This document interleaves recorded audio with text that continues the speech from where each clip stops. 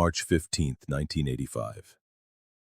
On that seemingly ordinary Friday, the capital of Goiás breathed the warm, dry air of the Cerrado.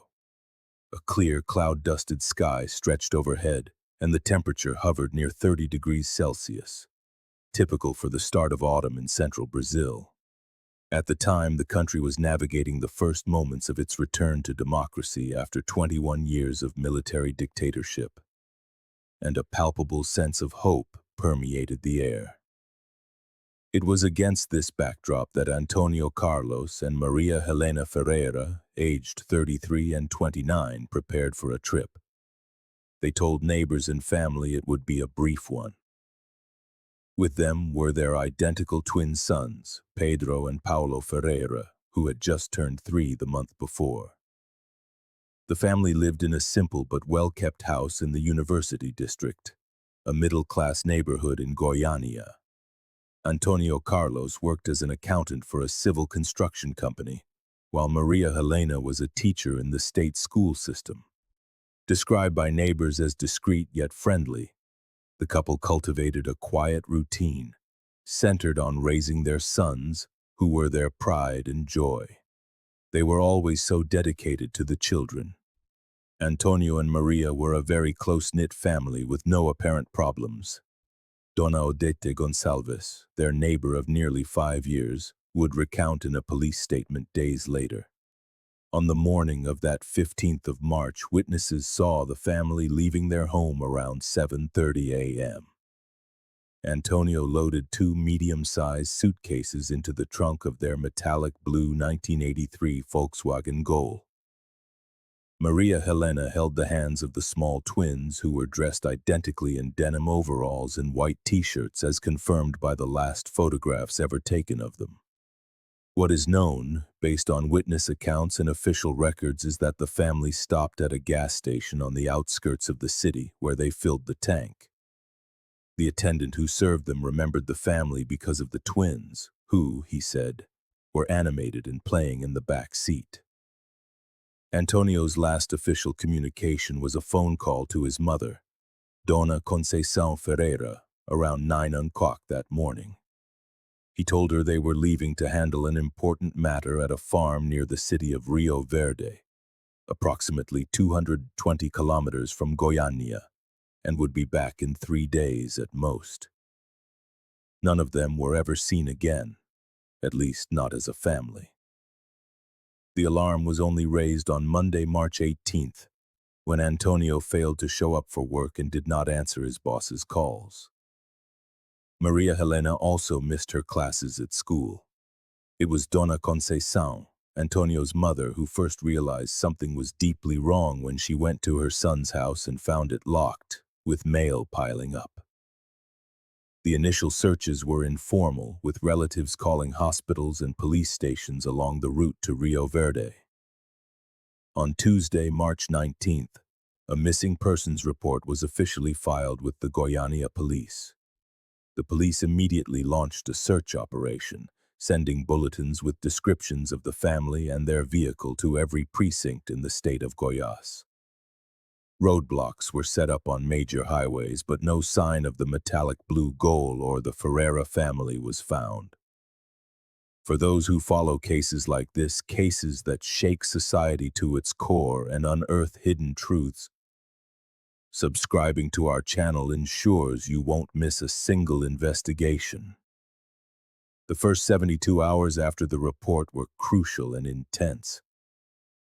The Goiás Civil Police assigned the experienced delegate, Raimundo Claudio Silva, to lead the investigation.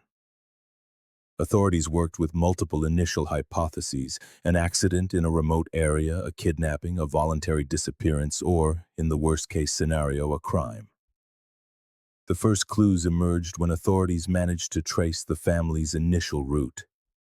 Security cameras at a fiscal checkpoint on the border between the municipalities of Goiânia and Trindade recorded the metallic blue Gol passing at 10:15 that Friday morning. This was the last confirmed official record of the vehicle.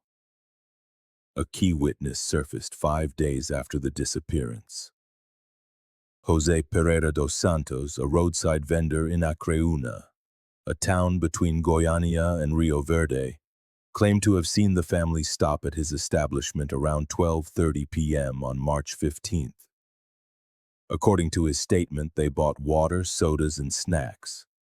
The man seemed tense, constantly looking around. The woman was silent with a look that struck me as worried. The children were calm, eating cookies, Jose declared in his official testimony. This information led the police to concentrate their search on the Acreúna region, particularly the rural roads and adjacent farms. Helicopters scoured the area for days while ground teams searched hard to reach locations.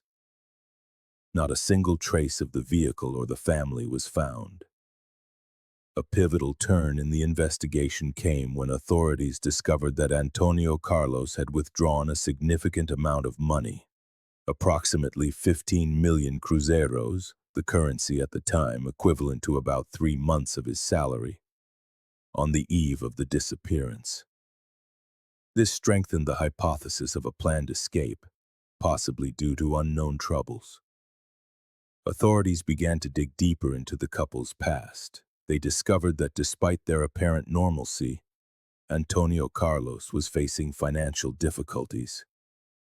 He had taken out significant loans in the preceding months, and a preliminary audit at his job raised suspicions of possible embezzlement of small sums. However, none of this had been officially confirmed or resulted in any formal charges. We were facing a complex case that could have multiple motivations. Every lead we followed only raised new questions, Delegate Silva recounted years later in an interview about the case.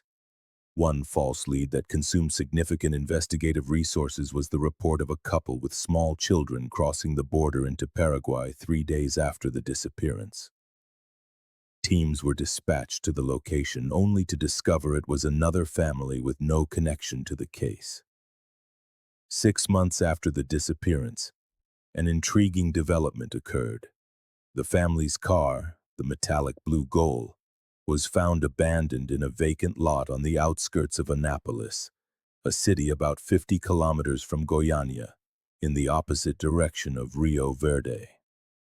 The vehicle's interior was completely clean, wiped of fingerprints or any trace that could indicate the family's whereabouts.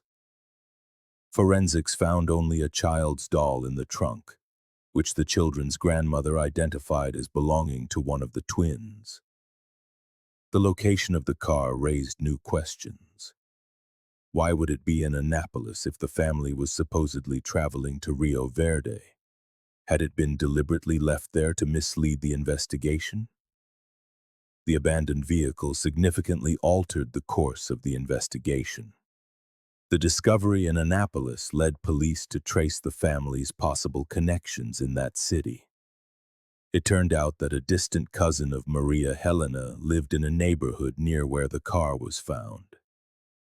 This cousin, Claudio Mendes, was questioned intensively, but nothing conclusive was obtained. He claimed to have had no contact with the family for years and knew of no reason for their disappearance. Meanwhile, the families of Antônio Carlos and Maria Helena lived through the agony of silence. Dona Conceição, Antônio's mother, then 58, became the family's media spokesperson, appearing frequently on television programs, pleading for any information about her son, daughter-in-law, and grandsons. "We cannot live without knowing what happened.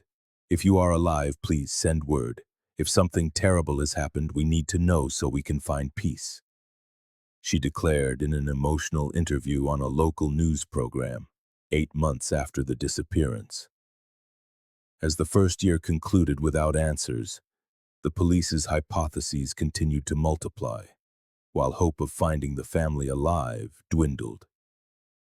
The investigation began to grow cold and the case gradually received less attention from the authorities. Though it was never officially closed, the years slipped by without any concrete answers. The Ferreira case gradually morphed into a Goian urban legend fueled by speculation and theories that ranged from involvement with criminal organizations to alien abductions, the latter being completely devoid of any factual basis. In 1989, 4 years after the disappearance, a new development brought the case back to the headlines. A child bearing a strong physical resemblance to the missing twins was seen in a small town in the interior of Minas Gerais. After an intensive investigation and DNA testing, then a nascent technology in Brazil, it was proven that the child was not one of the Ferreira boys. The case faced one of its greatest setbacks in 1992, when a fire at the Goiânia police station destroyed part of the physical case files. Although copies of important documents were stored elsewhere, valuable information was lost, further hampering any progress. In 1995, exactly 10 years after the disappearance, the case was formally reclassified as unsolved pending, a bureaucratic designation meaning that while not considered closed, no more intensive resources would be dedicated to it unless significant new evidence emerged. Dona Conceição, Antônio Carlos's mother, passed away in 1998, never knowing what happened to her son and his family. Before her death, she had established a small foundation dedicated to searching for missing persons in Goiás, which continued its work after her passing, keeping the memory of the Ferreira case alive. The turn of the millennium brought new hope with advancements in investigative technology. In 2003, the case was reopened as part of a federal government initiative to review unsolved disappearances. Using advanced facial recognition technology, authorities compared the twins' photographs with databases of children in adoption, orphanages, and schools across the country. Once again, no conclusive match was found. An important moment occurred in 2007, when the federal police investigating an international human trafficking network found documents suggesting the twins might have been taken abroad. This lead prompted international cooperation with Interpol. But after 2 years of investigation in countries across South America and Europe, no concrete evidence was obtained. In 2015, coinciding with the 30th anniversary of the disappearance, a documentary produced by a national broadcaster rekindled interest in the case. Titled "Disappeared: The Mystery of the Goiás Twins," the program featured interviews with original investigators, surviving family members, and experts on missing persons cases. The documentary achieved high ratings and generated a new wave of tips and testimonies which, though mostly fruitless, kept the case alive in the public consciousness. One of the most surprising revelations came in 2017 when a retrospective analysis of Antônio Carlos's bank records using modern fraud detection algorithms identified suspicious patterns of financial activity in the months leading up to the disappearance. Small sums were regularly transferred to an unknown account in a Paraguayan bank. While intriguing, this discovery was not enough to solve the mystery of the family's whereabouts. In 2019, using advanced digital age progression techniques, the federal police released images of what the twins, then 37, and their parents, 67 and 63, might look like. These images were widely circulated in the media and on social networks, generating hundreds of reported sightings across Brazil, all of which were meticulously investigated but yielded no concrete results. It's a sentiment shared by many, a belief that one should never give up on the truth, that every missing person deserves to be found. The year 2021 would mark a definitive turning point in the case, specifically on the night of June 12th, Valentine's Day in Brazil. A man approximately 39 years old walked into the police headquarters in Brasília, the federal district, claiming to be Paulo Ferreira, one of the twins who had vanished in 1985. Initially treated with skepticism by the officers on duty, The man presented a narrative so detailed and consistent that he was immediately referred to higher authorities. The man, who identified himself as Paulo Ferreira, but lived under the name Ricardo Mendonça Silva, provided astonishing details about his childhood before the disappearance. He described the house in Goiânia with precision. He mentioned the names of relatives who were not in public records and even recalled the name of the doll found in the trunk of the abandoned car, Lily, a piece of information that had never been released to the press. For 36 years, I believed my biological parents had died in an accident, and that I was the sole survivor.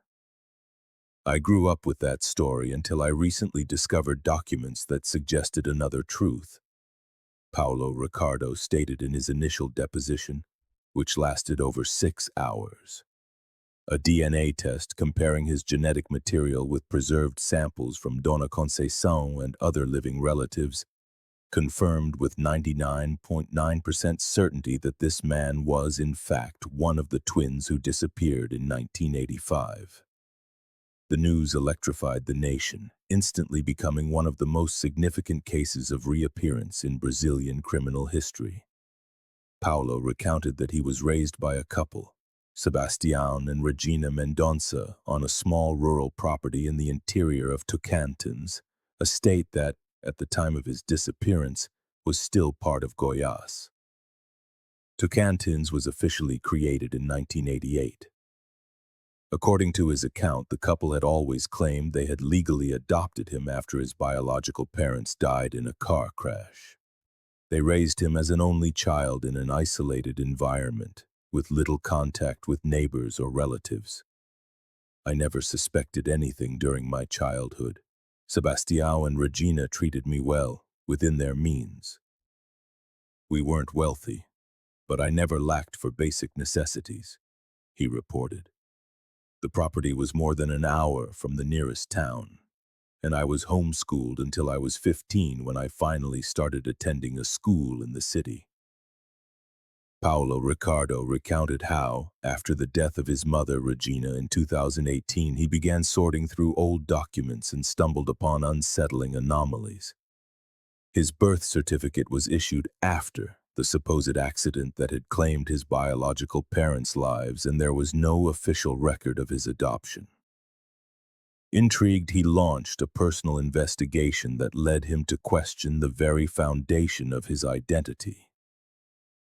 The definitive turning point came in April 2021. Sebastião, his father, gravely ill and sensing his own mortality, finally confessed the truth. In 1985, a stranger had delivered Paulo to them in exchange for payment. The couple, unable to have children and desperate to start a family, had accepted the offer with few questions asked. Sebastião wept as he told me this, Paulo recalled. He said he had always wanted to tell me the truth, but Regina had insisted on keeping the secret. 2 weeks after his confession, Sebastião passed away, taking with him many details that could have shed more light on the case. Armed with this shattering new truth, he began researching cases of missing children from the 1980s and eventually came across news reports about the Goiás twins. The physical resemblance to age-progressed photos of the twins was staggering. This revelation propelled his search for answers to Brasília, where he finally approached the authorities to share his story and submit to a DNA test that would confirm his identity. Paulo's discovery immediately reignited the investigation into the whereabouts of his twin brother Pedro and their parents, Antônio Carlos and Maria Helena. Special task forces were assembled and the case was given top priority by both civil and federal police. Following the new information provided by Paulo, authorities investigated the social circle of Sebastião and Regina Mendonça. They discovered that the couple had ties to a man named Juvenal Cardoso, now deceased, who was connected to a clandestine network of illegal adoptions that operated in the Central West region during the 1980s and 1990s. With the confirmation of Paulo Ferreira's identity, A new phase of the investigation began, focusing on locating his twin brother, Pedro, and uncovering the fate of their parents. National and international media followed every development, turning the case into one of Brazil's greatest criminal mysteries. By July 2021, investigators had traced other irregular adoptions linked to juvenile Cardoso, the middleman in Paulo's case. This led to the discovery of at least 6 other children who had been delivered to families under similar circumstances between 1984 and 1987.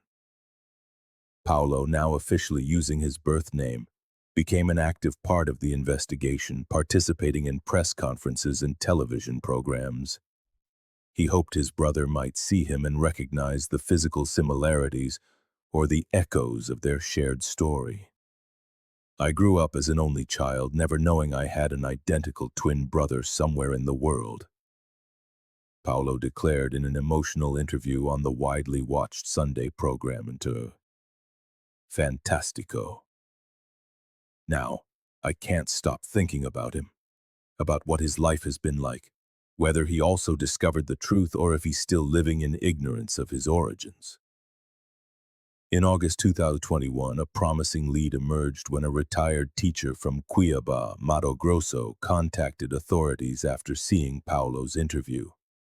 She reported having taught identical twins in the early 1990s, one of whom had been adopted by a local family under murky circumstances.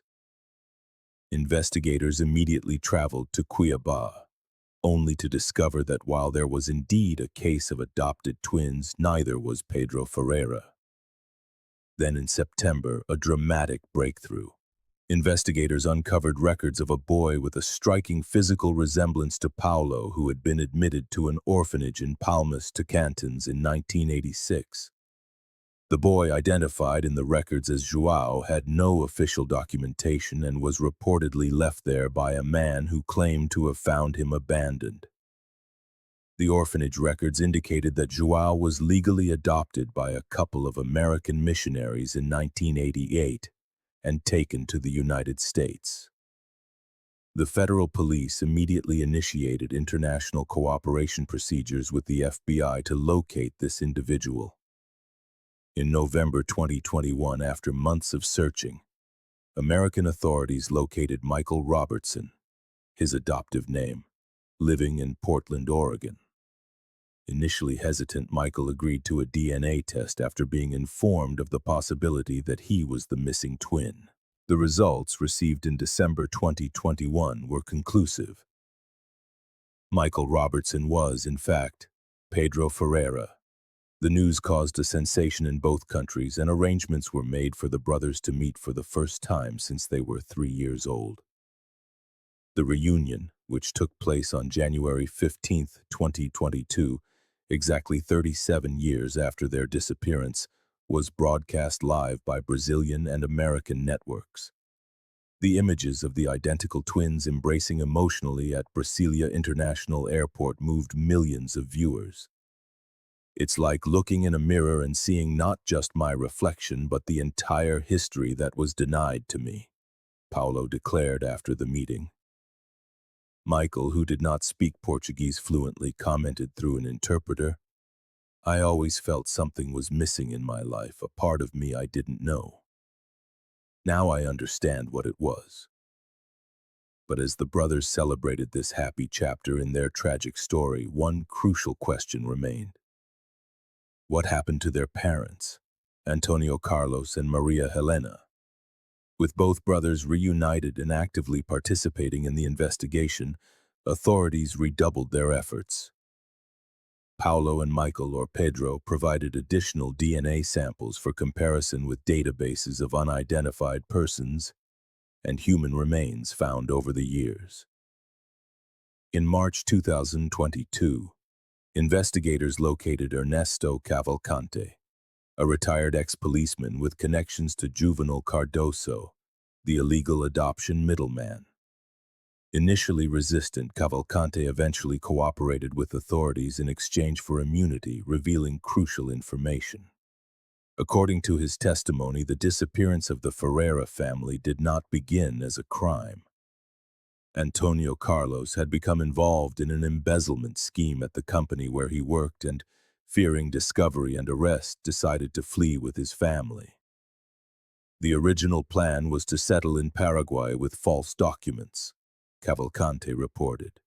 Antonio sought out Juvenal, who was known for providing forged papers to help them cross the border and establish new identities. What he didn't know was that Juvenal had other plans. According to Cavalcante, Juvenal saw a lucrative opportunity in the twins.